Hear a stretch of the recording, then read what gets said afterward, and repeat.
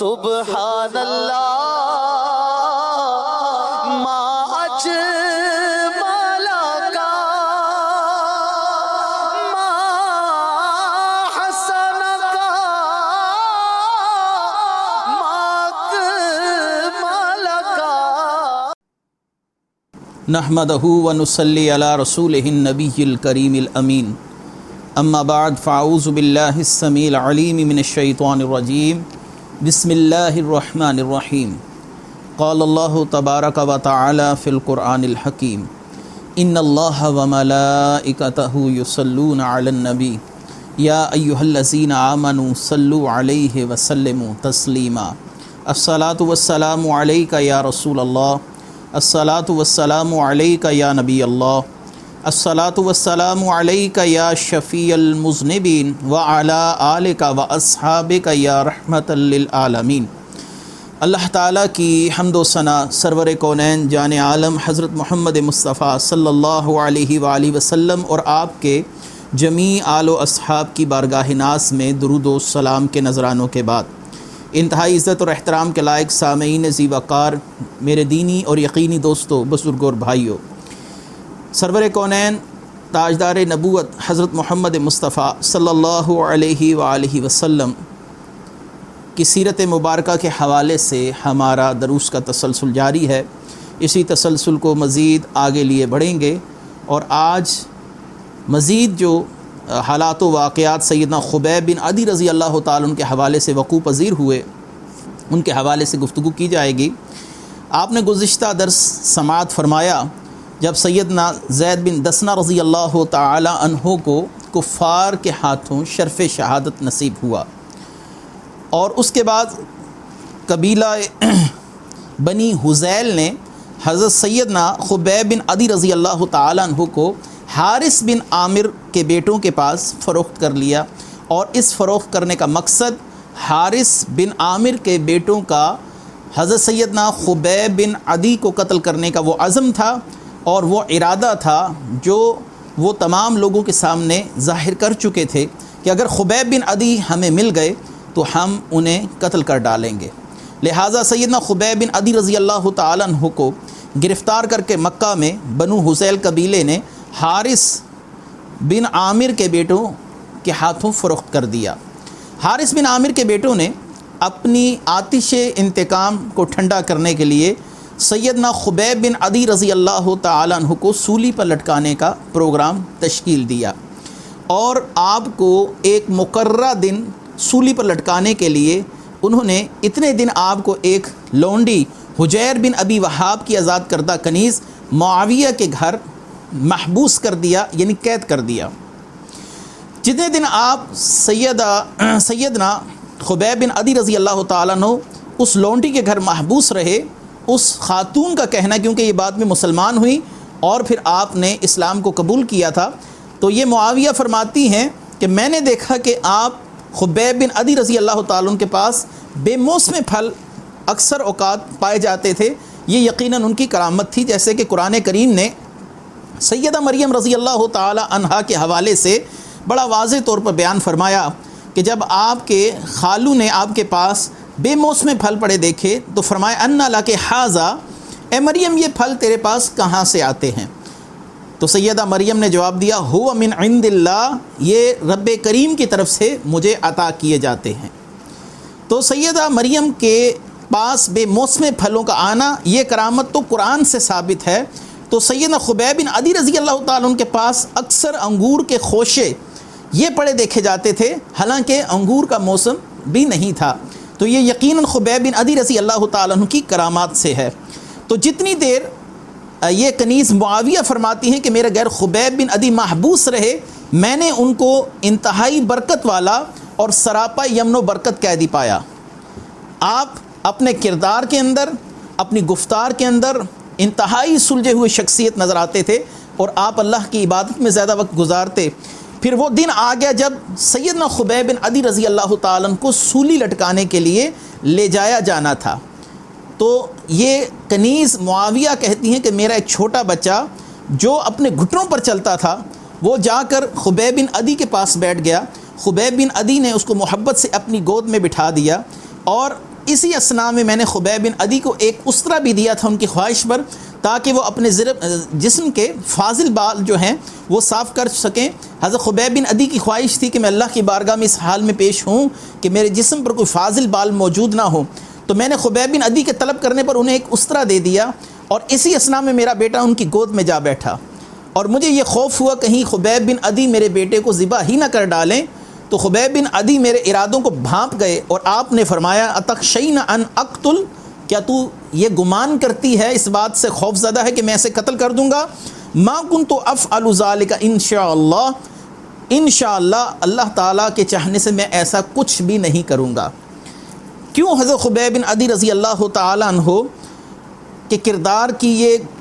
جو بلندی ہمیں نظر آ رہی ہے اس مقام پر کہ اپنے دشمن کا بیٹا اپنے پاس گرفت میں موجود ہو، ہاتھ میں ایک تیز دھار آلہ بھی موجود ہو، لیکن اس بچے کو نقصان نہیں پہنچا رہے، تو یہ یقین نبی کریم صلی اللہ علیہ وسلم معلم کائنات، استاد کامل، جنہوں نے عورتوں اور بچوں پر ہاتھ اٹھانے سے سختی سے منع فرمایا ہے، صحابی رسول اپنی موت سے چند ساعتیں پہلے، چند لمحات پہلے نبی کریم صلی اللہ علیہ وآلہ وسلم کی اسی تعلیم پر عمل کرتے ہوئے نظر آتے ہیں۔ اس سے بڑھ کر صحابہ اکرام کے کردار کی بلندیوں کی کیا مثال دی جا سکتی ہے کہ موت کے دہانے پر کھڑے ہیں، لیکن سرور کونین صلی اللہ علیہ وسلم کے سکھائے ہوئے سبق آج بھی نہیں بھولے۔ بہرحال پھانسی دینے کے ارادے سے حارث کے بیٹے سیدنا خبیب بن عدی رضی اللہ تعالیٰ عنہ کو سرزمین حرم سے نکال کر مقام تنعیم میں لے جاتے ہیں، اور آپ سے پوچھا جاتا ہے کہ آپ کی کوئی آخری خواہش ہے تو بتلا دیجئے۔ سیدنا خبیب بن عدی رضی اللہ تعالیٰ عنہ نے اس مقام پر اس خواہش کا اظہار کیا جو کسی کے ذہن میں بھی نہ تھی۔ آپ نے فرمایا کہ میں اللہ کی بارگاہ میں سربسجود ہونا چاہتا ہوں، 2 رکعت نماز نفل پڑھنا چاہتا ہوں۔ خبیب بن عدی رضی اللہ تعالیٰ عنہ وہ پہلے شخص ہیں جنہوں نے موت سے پہلے نماز پڑھنے کی خواہش کا اظہار کیا، اور پھر بعد میں آنے والوں نے جنہوں نے بھی نماز پڑھنے کا عزم ظاہر کیا وہ خبیب بن عدی رضی اللہ تعالیٰ عنہ کی پیروی میں ہی تھا، آپ ہی کی اقتداء میں تھا۔ تو سیدنا خبیب بن عدی رضی اللہ تعالیٰ عنہ نے 2 رکعت نماز پڑھی، اور انتہائی اطمینان کے ساتھ پڑھی۔ نماز ختم کرنے کے بعد آپ نے فرمایا مجھے اس نماز میں اتنا لطف اور سرور آ رہا تھا کہ مجھے یہ خوف ہوا کہ تم لوگ یہ نہ کہو کہ خبیب نے موت کے خوف سے نماز کو طویل کر دیا ہے، لہٰذا میں نے نماز کو مختصر کیا ہے تاکہ تم مجھے جلد از جلد میرے رب کریم کی بارگاہ میں بھیج سکو۔ آپ کو پھانسی کے تخت پر کھڑا کیا جا رہا ہے، آپ کے ہاتھ پاؤں رسیوں سے جکڑ دیے گئے۔ اس وقت آپ نے بارگاہ رب العزت میں کیا عرض کی؟ اللہم قد بلغنا رسالت رسولک فبلغ الغداۃ ما یصنع بنا، یا اللہ ہم نے تیرے رسول کریم صلی اللہ علیہ وسلم کا پیغام لوگوں تک پہنچا دیا،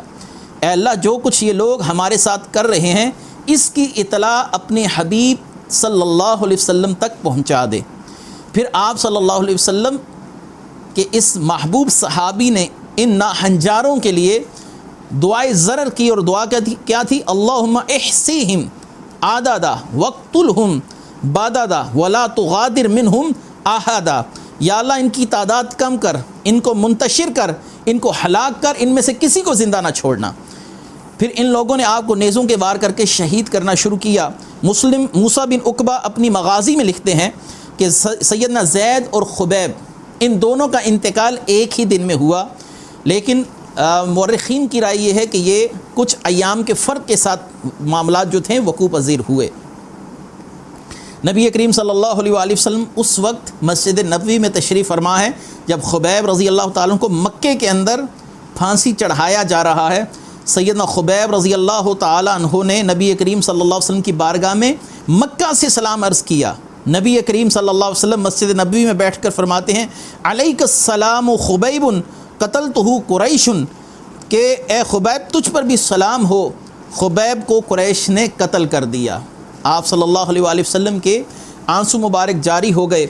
آپ کو شہید کرنے کے بعد، خبیب کو شہید کرنے کے بعد اسی ایک لکڑی کے ساتھ لٹکا رہنے دیا کفار نے، تاکہ آپ کے بدن کو، آپ کے جسم کو چیل کوے نوچ کر کھا جائیں۔ لیکن رسول کریم صلی اللہ علیہ وآلہ وسلم کے اس صحابی کی یہ کرامت بھی ہمیں تاریخ کے اوراق میں نظر آتی ہے کہ آپ جتنے دن بھی اس پھانسی کے پھندے کے ساتھ لٹکے رہے، آپ کے جسم اقدس کے قریب کوئی جانور تک نہیں آیا اور آپ کا جسم اقدس ویسے ہی تر و تازہ تھا جیسے آج ہی آپ کی موت ہوئی ہو۔ آپ کافی عرصہ تک اس لکڑی کے ساتھ لٹکتے رہے۔ نبی کریم صلی اللہ علیہ وسلم نے عمرو بن امیہ الزمری کو روانہ فرمایا کہ وہاں جائیں اور وہاں سے سیدنا خبیب بن عدی رضی اللہ تعالیٰ عنہ کی لاش مبارک کو نیچے اتارا جائے۔ جب یہ وہاں پہنچے اور انہیں نیچے اتارا، اتنا عرصہ آویزاں رہنے کے باوجود بھی آپ کے جسم میں کوئی تغیر و تبدل رونما نہیں ہوا تھا۔ آپ کا جسد اقدس اسی طرح تر و تازہ تھا، شگفتہ تھا جیسے کہ آپ کی روح ابھی کفس انصری سے پرواز کر کے گئی ہے۔ ان تماشبینوں میں جنہوں نے خبیب بن عدی رضی اللہ تعالیٰ عنہ کو پھانسی لٹکتے دیکھا تھا، ایک فرد جو بعد میں شرف صحابیت سے مستفیض ہوئے، سعید بن عامر رضی اللہ تعالیٰ عنہ، وہ بھی شامل تھے، گو کہ اس وقت مسلمان نہیں تھے۔ ان کا ایک بڑا ایمان افروز واقعہ ہے جس کا تعلق خبیب بن عدی رضی اللہ تعالیٰ عنہ کی شہادت کے ساتھ براہ راست ہے۔ سعید بن عامر رضی اللہ تعالیٰ عنہ اس وقت مسلمان نہیں تھے جب خبیب بن عدی کو پھانسی دی گئی، لیکن اس مجمع میں ضرور موجود تھے جس مجمع نے خبیب بن عدی رضی اللہ تعالیٰ عنہ کو پھانسی چڑھتے ہوئے دیکھا تھا۔ بہرحال سعید بن عامر مسلمان ہو گئے۔ حضرت عمر فاروق رضی اللہ تعالیٰ عنہ کے دور میں شہر حمص کے گورنر مقرر ہوئے، حاکم مقرر ہوئے، یہی سعید بن عامر جنہوں نے خبیب بن عدی کو نبی کریم صلی اللہ علیہ وسلم کے دور میں پھانسی چڑھتے ہوئے دیکھا تھا۔ نبی کریم صلی اللہ علیہ وسلم کا وصال ہو گیا، پھر سیدنا ابو بکر صدیق رضی اللہ تعالیٰ عنہ کا دور آیا، پھر ان کا وصال ہوا، اس کے بعد سیدنا عمر فاروق رضی اللہ تعالیٰ عنہ کا دور اقدس آیا، تو آپ نے اپنے دور میں شہر حمص کا گورنر انہی سعید بن عامر رضی اللہ تعالیٰ عنہ کو مقرر کیا۔ اور ایک دفعہ جب فاروق اعظم اہل حمص کے پاس تشریف لے کر گئے کہ اگر تمہیں گورنر سے کوئی شکایت ہے تو مجھے بتاؤ، تو اہل حمص نے آپ کی 4 شکایات حضرت عمر فاروق رضی اللہ تعالیٰ عنہ کی بارگاہ میں عرض کی۔ پہلی شکایت تھی کہ سعید بن عامر ہمارے پاس صبح اس وقت آتے ہیں جب سورج کافی بلند ہو چکا ہوتا ہے، یعنی تاخیر سے تشریف لاتے ہیں، ہم اپنی شکایات لے کر ان کا انتظار کرتے رہتے ہیں، اس لیے ہمیں تکلیف کا سامنا ہے۔ سعید بن عامر کو حکم دیا جائے کہ صبح ہوتے ساتھ ہی ہمارے پاس تشریف لایا کریں۔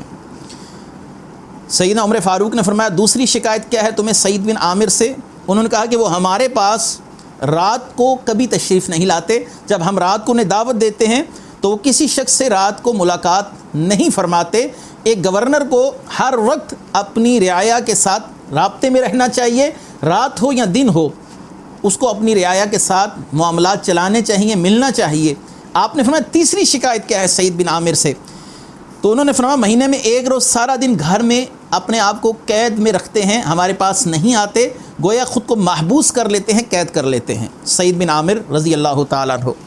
چوتھی شکایت کیا ہے؟ کہنے لگے کبھی کبھی ان پر غشی کا دورہ طاری ہو جاتا ہے، جیسے کوئی شخص بے ہوش ہو جاتا ہے، ہمیں لگتا ہے یہ کسی بیماری میں مبتلا ہیں، لہٰذا ہمیں یہ 4 اعتراضات ہیں سعید بن عامر پر۔ حضرت عمر فاروق رضی اللہ تعالیٰ عنہ نے سعید بن عامر رضی اللہ تعالیٰ عنہ کو بلایا اور اللہ تعالیٰ سے دعا کی، اللہم تفیل رعی فیہ اليوم، یا اللہ میں سعید بن عامر کے لیے اچھا گمان رکھتا ہوں، میری فراست کہتی ہے کہ سعید بن عامر اچھے شخص ہیں، یا اللہ آج میری رائے کو غلط ثابت نہ کرنا۔ اسی اثناء میں سعید بن عامر رضی اللہ تعالیٰ عنہ تشریف لائے اور سیدنا عمر فاروق رضی اللہ تعالیٰ عنہ نے ان سے سوالات کیے، بتاؤ کہ پہلی وجہ کہ تم لوگوں کے پاس کافی تاخیر سے صبح آتے ہو، اس کی وجہ کیا ہے؟ تو سعید بن عامر رضی اللہ تعالیٰ عنہ نے کہا کہ دن کے وقت صبح تاخیر سے تشریف لانے کی جو وجہ ہے وہ یہ ہے کہ اگرچہ میں اس بات کو پسند نہیں کرتا کہ اس رات کو افشا کروں، اس بات کو ظاہر کروں، لیکن مجبوراً عرض کرتا ہوں کہ میں اگرچہ گورنر ہوں لیکن میرے پاس کوئی خادم نہیں ہے جو گھر کے کام کر سکے، میں خود آٹا گوندتا ہوں، پھر انتظار کرتا ہوں کہ وہ آٹا خمیرہ ہو جائے اور پھر اس کے بعد روٹی پکاتا ہوں، پھر وضو کرتا ہوں، تب ان کے پاس آتا ہوں، میں اپنے گھر کے کام خود کرتا ہوں۔ یہ گورنر حمص کا کہنا ہے کہ میرے پاس کوئی خادم نہیں ہے، اپنا سارا معاملہ میں خود ہی کرتا ہوں۔ دوسرا سوال ان کا یہ ہے کہ رات کو میں کسی کی دعوت قبول نہیں کرتا، تو اس کا جواب یہ ہے کہ میں اس راز کو بھی افشا کرنا پسند نہیں کرتا، لیکن اب مجبوراً میں عرض کرتا ہوں کہ میں نے اپنا سارا دن لوگوں کے لیے وقف کر رکھا ہے اور رات میں رب کریم کی عبادت اور یاد میں گزارتا ہوں۔ میں نہیں چاہتا کہ اس عبادت اور اللہ کی یاد میں کوئی دخل اندازی کرے، اس لیے میں رات کو اپنے گھر سے باہر نہیں آتا۔ تیسرا سوال یہ تھا کہ ایک مہینے میں ایک دن ایسا بھی ہوتا ہے کہ آپ اپنے آپ کو گھر میں محبوس کر لیتے ہیں، اس کی وجہ کیا ہے؟ تو انہوں نے فرمایا یا سیدنا امیر المومنین عمر فاروق رضی اللہ تعالیٰ عنہ، میرے پاس کوئی خادم نہیں جو میرے کپڑے دھوئے، نہ ہی میرے پاس کوئی دوسرا جوڑا ہے جو میں پہن کر ان لوگوں کے پاس آ سکوں۔ میں ایک دن گھر میں رہتا ہوں اور اپنا وہی جوڑا دھو کر اس کو سکھاتا ہوں اور دھوپ میں ڈال دیتا ہوں، اور پھر دن کے آخری حصے میں اپنے گھر سے باہر آتا ہوں۔ حضرت عمر فاروق رضی اللہ تعالیٰ نے فرمایا چوتھا سوال تم سے یہ ہے کہ تمہیں کبھی کبھی غشی کے دورے پڑتے ہیں، اس کی وجہ کیا ہے؟ ان لوگوں کا سوال ہے کہ عامر بن سعید غشی کے دوروں کے مرض میں مبتلا ہیں، ان کا علاج کروایا جائے۔ تو آپ نے فرمایا میں اس روز وہیں پر تھا جب سیدنا خبیب بن عدی رضی اللہ تعالیٰ عنہ کو پھانسی لگایا گیا، اور مجھے یاد ہے کہ جب سیدنا خبیب بن عدی رضی اللہ تعالیٰ عنہ کو جب پھانسی لگایا جا رہا تھا تو ان سے مشرکین سوال کر رہے تھے اتحب ان محمدا مکانکا، کیا تو یہ پسند کرتا ہے تیری جگہ محمد صلی اللہ علیہ وسلم کو سولی چڑھا دیا جائے؟ تو انہوں نے فرمایا اللہ کی قسم میں اس بات کو قطعاً پسند نہیں کرتا کہ میرے آقا کے پاؤں میں کانٹا بھی چبھ جائے، میں رسول کریم صلی اللہ علیہ وآلہ وسلم کے لیے اتنی تکلیف برداشت کرنے پر بھی راضی نہیں ہوں، تم سولی پر چڑھانے کی بات کرتے ہو۔ اسی وقت خبیب بن عدی نے نعرہ لگایا یا محمد، یہ عامر بن سعید فرما رہے ہیں حضرت عمر فاروق رضی اللہ تعالیٰ عنہ کو انہوں نے نعرہ لگایا، اور وہ منظر مجھے یاد آ گیا کہ ان کو کیسے مظلوماً شہید کیا گیا تھا۔ میں ان کی مدد نہیں کر سکا کیونکہ اس وقت میں مشرک تھا۔ پھر مجھے خیال آیا کہ اللہ تعالیٰ میرا یہ گناہ ہرگز معاف نہیں کرے گا۔ جب یہ خیال میرے ذہن میں آتا ہے خبیب بن عدی کا وہ سولی چڑھانے کا منظر، وہ پھانسی پر چڑھنے کا منظر، تو مجھ پر غشی کے جو دورے ہیں وہ طاری ہو جاتے ہیں۔ حضرت عمر فاروق رضی اللہ تعالیٰ عنہ اللہ کی بارگاہ میں سر بسجود ہو کر عرض کرتے ہیں الحمدللہ الذی لم یفیل فراستی، اللہ تعالیٰ کا شکر ہے جس نے میری فراست کو ناکام نہیں کیا، کیونکہ میں نے جس شخص کو بھی گورنر کے طور پر مقرر کیا اس میں جملہ اوصاف پائے ہیں تو اس کو میں نے گورنر مقرر کیا۔ آج جب تم لوگوں نے مجھے ان کی شکایت کی، میرا دل اس بات کی گواہی دے رہا تھا کہ سعید بن عامر کے پاس ضرور کوئی ایسا جواز موجود ہوگا جو ان کے لیے قابل عذر ہوگا، تو اللہ تبارک و تعالیٰ نے میری فراست کو غلط ثابت نہیں کیا۔ جب آپ کو صلیب پر چڑھایا گیا تھا خبیب بن عدی کو، تو کفار نے آپ سے بھی وہی مذاق کیا تھا جو انہوں نے زید بن دسنہ سے سوال کیا تھا اتحب ان محمدا مکانکا، اے خبیب کیا تم یہ بات پسند کرتے ہو کہ آج تمہاری بجائے محمد مصطفیٰ صلی اللہ علیہ وسلم کو سولی چڑھایا جائے؟ آپ نے فرمایا اللہ واللہ العظیم ما احب ان یفدینی بشوکۃ یشاکها فی قدمہ، ہرگز نہیں، خدا کی قسم میں تو یہ پسند نہیں کرتا کہ میری جاں بخشی ہو جائے اور میرے اس جاں بخشی کے بدلے میں میرے آقا کریم صلی اللہ علیہ وسلم کے پاؤں میں کانٹا چبھ جائے۔ مجھے اگر پھانسی لگائی جا رہی ہے اور مجھے سولی پر چڑھایا جا رہا ہے تو میرے لیے بات باعث افتخار ہے۔ اور الاقتفاء میں اور دیگر مورخین نے آپ کے چند اشعار بھی نقل کیے ہیں جو بڑے ہی خوبصورت اشعار ہیں، طویل اشعار ہیں، ان میں صرف آخری دو اشعار پڑھتا ہوں جن کا ترجمہ انتہائی ایمان افروز ہے۔ آپ فرماتے ہیں وَلَسْتُ أُبَالِي حِينَ اُقْتَلُ مُسْلِمًا عَلَىٰ أَيِّ جَانِبٍ قَانَ فِي الْمَضْجِعِ فَلَسْتُ بِمُبْدٍ لِعُدُوِّ تَخْشُعًا وَلَا جَزْعًا إِنِّي إِلَى اللَّهِ مَرْجِعِي، اگر مجھے مسلمان ہونے کے جرم میں قتل کیا جا رہا ہے، خبیب بن عدی فرماتے ہیں، تو مجھے اس بات کی ذرا پرواہ نہیں کہ میری لاش صلیب سے نیچے گرے یا صلیب کے اوپر لٹکی رہے۔ فَلَسْتُ بِمُبْدٍ لِعُدُوِّ تَخْشُعًا، میں دشمن کے سامنے کبھی بھی رو کر اس سے پناہ کی بھیک نہیں مانگوں گا، مجھے کوئی گھبراہٹ نہیں ہے، میں اس بات پر خوش ہوں کہ میں اپنے رب کریم کی طرف لوٹ رہا ہوں۔ تو یہ وہ اشعار ہیں جو نبی کریم صلی اللہ علیہ وآلہ وسلم کے اس جان نثار صحابی کی زبان سے جاری ہوئے۔ خبیب بن عدی رضی اللہ تعالی عنہ کی کرامت میں سے ایک کرامت جو حجت اللہ علی العالمین میں امام یوسف نبہانی نے لکھی کہ آپ کا جسد اقدس اتار کر دو صحابہ کرام مدینے کی طرف آپ کو گھوڑے کے اوپر ڈال کر لے جا رہے تھے، تو مشرقین نے ان کا تعاقب شروع کر دیا،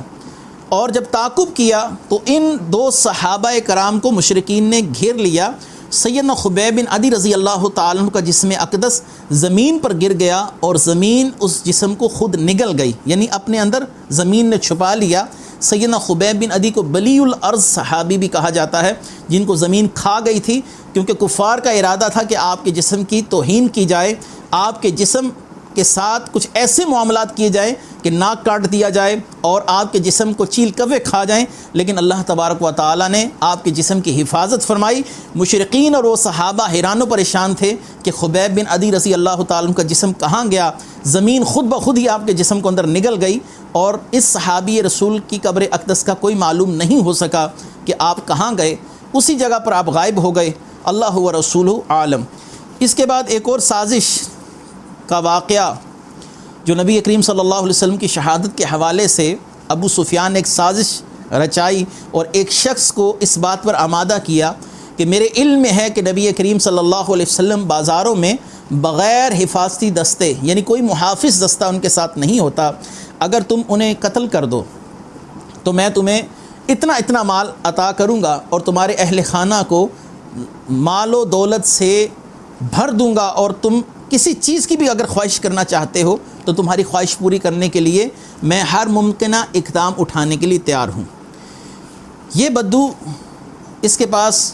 ایک چھوٹا سا خنجر تھا، اور یہ اس خنجر کو لے کر 5 دن کی مسافت، یعنی مکہ سے مدینہ کی مسافت اونٹ پر 5 دن کی تھی، 5 دن کا سفر کر کے نبی کریم صلی اللہ علیہ وسلم تک پہنچا۔ مسجد نبوی میں جب داخل ہوا تو نبی کریم صلی اللہ علیہ وآلہ وسلم نے اس کو دیکھتے ہی ساتھ ارشاد فرمایا، یہ شخص غداری کے ارادے سے میرے تک آنا چاہتا ہے، مجھے نقصان دینا چاہتا ہے، لیکن یہ مجھے نقصان نہیں دے سکے گا۔ صحابہ اکرام رضوان اللہ تعالیٰ علیہم اجمعین پیچھے ہٹ گئے۔ یہ شخص جب نبی کریم صلی اللہ علیہ وسلم کے قریب آیا تو پوچھنے لگا کہ تم میں ابن عبد المطلب کون ہے؟ تو آپ نے فرمایا انا ابن عبد المطلبی، میں ابن عبد المطلب ہوں۔ جب وہ نبی کریم صلی اللہ علیہ وسلم کے قریب ہوا تو سیدنا اسید نے اسے پکڑ کر پیچھے کی طرف دھکیلا، اور وہ خنجر جس سے وہ نبی کریم صلی اللہ علیہ وسلم کو شہید کرنے کے ارادے سے آیا تھا، وہ خنجر اس کے جسم سے جدا ہوا اور نیچے گر گیا۔ نبی کریم صلی اللہ علیہ وآلہ وسلم نے فرمایا سچ سچ بتاؤ کس ارادے سے میرے تک پہنچنا چاہتے تھے، اگر نہیں بتاتے تو میں تمہیں بتا دیتا ہوں، تمہیں ابو سفیان نے بھیجا ہے مجھے قتل کرنے کے لیے۔ تو وہ شخص کہنے لگا میں اس بات کی گواہی دیتا ہوں کہ آپ اللہ کے رسول ہیں، اور میں آپ کی رسالت کی تائید اور تصدیق کرتا ہوں، کیونکہ یہ بات یا ابو سفیان جانتا تھا یا میں جانتا تھا کہ میں آپ کو قتل کرنے کے لیے مکہ سے مدینہ آیا ہوں، لیکن میں اپنے ارادے میں کامیاب نہیں ہو سکا۔ لہٰذا نبی کریم صلی اللہ علیہ وآلہ وسلم کے علم غیب پر یہ واقعہ بھی بہت بڑی دلیل ہے۔ اس کے بعد ایک انتہائی تکلیف دہ واقعے کا وقوع بھی ہوا سن 4 ہجری میں، جس کو بئر معونہ کا واقعہ کہا جاتا ہے، اور نبی کریم صلی اللہ علیہ وسلم نے اس واقعے کے بعد پورے ایک ماہ تک ان مشرقین کے لیے دعائے ضرر فرمائی تھی اپنی نمازوں کے اندر، جس کو قنوت نازلہ کہا جاتا ہے۔ ہوا یوں تھا کہ نبی کریم صلی اللہ علیہ وسلم کے پاس غزوہ احد کے 4 ماہ بعد ماہ سفر میں ابو برا نام کا شخص حاضر ہوا، اور اس نے نبی کریم صلی اللہ علیہ وآلہ وسلم سے چند صحابہ کرام کو اپنے ساتھ بھیجنے کی خواہش کا اظہار کیا۔ یا رسول اللہ انہیں میرے ساتھ نجد کی طرف بھیجیے، میں چاہتا ہوں کہ آپ کے صحابہ اہل نجد کو دین سکھلائیں۔ نبی کریم صلی اللہ علیہ وسلم نے فرمایا انی اخشا علیہم اہل النجدی، میں نجدیوں کے معاملے میں دین سے ڈرتا ہوں، میں دین کے معاملے میں نجدیوں سے ڈرتا ہوں، اور یہ نجدی میرے لیے نقصان دہ لوگ ہیں۔ یہ نبی کریم صلی اللہ علیہ وسلم پہلے فرما چکے ہیں۔ یاد رکھیے یہاں پر بہت سا لوگوں کے ذہنوں کے اندر ایک غبار ہے رسول اللہ صلی اللہ علیہ وسلم کے علم کے متعلق، کہ اگر رسول اللہ صلی اللہ علیہ وسلم کو علم غیب ہوتا تو آپ اپنے 70 صحابہ کو خود شہید نہ کرواتے، آپ ان کو نہ بھیجتے۔ یاد رکھیے کہ بھیجنے سے پہلے نبی کریم صلی اللہ علیہ وسلم فرما رہے انی اخشا علیہم اہل النجدی، مجھے اہل نجد سے خوف ہے اپنے صحابہ کے لیے یا دین کے معاملے میں۔ اس کا کوئی بھی ترجمہ کیا جا سکتا ہے۔ اللہ تعالیٰ تو جانتے تھے کہ صحابہ کرام کو شہادتیں ملیں گی، تو پھر سوال الزامی طور پر ان لوگوں پر یہ ہے کہ پھر اللہ تعالیٰ نے کیوں نہیں وحی فرمائی کہ محمد صلی اللہ علیہ وسلم اپنے صحابہ کو نہ بھیجیے گا، ان کو شہید کیا جائے گا؟ تو سادہ سا جواب ہے ان صحابہ کی شہادت کا وقت آ چکا تھا، اور شہادت یقیناً اسلام میں ایک بہت بڑا شرف سمجھا جاتا ہے۔ نبی کریم صلی اللہ علیہ وسلم بھی جانتے تھے کہ ان صحابہ نے شہید ہو جانا ہے، جیسے کہ رسول کریم صلی اللہ علیہ وسلم جانتے تھے امام حسین کو کربلا کے مقام پر شہید کیا جائے گا، لیکن آپ صلی اللہ علیہ وسلم نے اللہ تعالیٰ سے کوئی ایسی دعا نہیں طلب فرمائی، اللہ سے کوئی ایسی دعا نہیں کی کہ ان لوگوں کے شر سے میرے نواسے کو یا اللہ محفوظ رکھ، میرے نواسے کو یا اللہ شہادت نہ نصیب ہو۔ ایسے ہی نبی کریم صلی اللہ علیہ وآلہ وسلم جانتے تھے کہ میرے صحابہ کو شہید کیا جائے گا، اور شہادت یقیناً اسلام میں بہت بڑا شرف ہے۔ اسی لیے رسول کریم صلی اللہ علیہ وسلم فرماتے تھے، یا باری تعالیٰ میں چاہتا ہوں تیرے راستے میں شہید کیا جاؤں، پھر مجھے زندہ کیا جائے، پھر میں تیرے راستے میں شہید کیا جاؤں، پھر مجھے زندہ کیا جائے، پھر شہید کیا جاؤں۔ شہید کی خواہش کے متعلق تو ایک حدیث بھی ہے کہ شہید اللہ کی بارگاہ میں جب حاضر کیا جاتا ہے تو اللہ تبارک و تعالیٰ سے دعا کرتا ہے، یا باری تعالیٰ مجھے دوبارہ زندہ کر، میں تیری راہ میں شہید ہوں، کیونکہ جو تو نے مجھ پر انعامات کیے ہیں ان انعامات کو دیکھنے کے بعد میرے میں اور جوش شہادت کا جذبہ بڑھ گیا ہے، ولولہ اور بڑھ گیا ہے۔ تو نبی کریم صلی اللہ علیہ وآلہ وسلم کے پاس ابو برا نے ان صحابہ کو اپنے ساتھ بھیجنے کی خواہش کا اظہار کیا۔ نبی کریم صلی اللہ علیہ وسلم نے فرمایا، مجھے اندیشہ ہے کہ میرے صحابہ کو نقصان پہنچایا جائے گا۔ یہ ویسے ہی ہے جیسا کہ سیدنا یوسف علیہ السلام کے والد نے کہا تھا کہ مجھے خوف ہے کہ تم اپنے بھائی کو کوئی نقصان دو گے اور واپس آ کر یہ کہو گے کہ ہمارے بھائی کو بھیڑیا کھا گیا ہے۔ اور وہی بات ہوئی کہ بھائیوں نے اپنے بھائی کو کنویں میں پھینک دیا اور واپس آ کر کہا کہ ہمارے بھائی کو بھیڑیا کھا گیا ہے۔ یہاں پر بھی نبی کریم صلی اللہ علیہ وآلہ وسلم یہی بات ارشاد فرما رہے ہیں کہ مجھے ڈر ہے اپنے صحابہ کے متعلق اہل نجد سے کہ ضرور انہیں نقصان دینے کی کوشش کریں گے یا کوئی چال چلیں گے۔ بہرحال تقدیر کا فیصلہ تھا، رسول کریم صلی اللہ علیہ وسلم یہ بات بخوبی جانتے تھے۔ آپ صلی اللہ علیہ وآلہ وسلم نے اہل نجد کی طرف اپنے 70 صحابہ کرام کو منتخب کر کے بھیجا۔ ان صحابہ کرام میں جلیل القدر صحابہ شامل تھے، عامر بن فہیرہ بھی شامل تھے جو ہجرت کے وقت نبی کریم صلی اللہ علیہ وسلم اور صدیق اکبر رضی اللہ تعالیٰ عنہ کے ساتھ تشریف لائے تھے۔ یہ حضرت صدیق اکبر کے خاص خادم تھے۔ جب نبی کریم صلی اللہ علیہ وسلم نے غار ثور میں 3 دن تک قیام رکھا تو سیدنا حارث بن عامر بن فہیرہ رضی اللہ تعالیٰ عنہ یہی نبی کریم صلی اللہ علیہ وسلم کو کھانا پہنچانے کے لیے غار ثور تک تشریف لے جاتے تھے۔ یہ عامر بن فہیرہ وہی ہیں جن کو جب نیزہ لگا تھا اس مقام پر تو آپ کا جسد اقدس فرشتے اٹھا کر آسمانوں کی طرف لے گئے تھے، اور آپ کا لاش اور آپ کا جو جسد اقدس تھا وہ پھر نہیں ملا، کسی کو کہاں گیا۔ بہرحال اس تبلیغ کے لیے نبی کریم صلی اللہ علیہ وسلم نے حارث بن السمہ اور حرام بن ملحان، عروہ بن اسما بن السلط السلمی، نافع بن بدیل، عامر بن فہیرہ رضی اللہ عنہم وعن سائر رفقائہم السعداء والشہداء اجمعین، اللہ تعالیٰ ان پر کروڑ رحمت نازل فرمائے، ان کو ان لوگوں کے ساتھ بھیج دیا، اور ان لوگوں نے مقررہ منصوبے کے تحت ان صحابہ کرام کو دھوکے سے شہید کیا۔ اس کی تفصیلات انشاءاللہ ہم اپنے اگلے درس میں لے کر آپ کے سامنے پیش ہوں گے۔ اللہ تبارک و تعالیٰ ان صحابہ کی شہادتوں کا صدقہ امت مسلمہ کے حال پر رحم فرمائے۔ وآخر دعوانا ان الحمدللہ رب العالمین۔ سبحان اللہ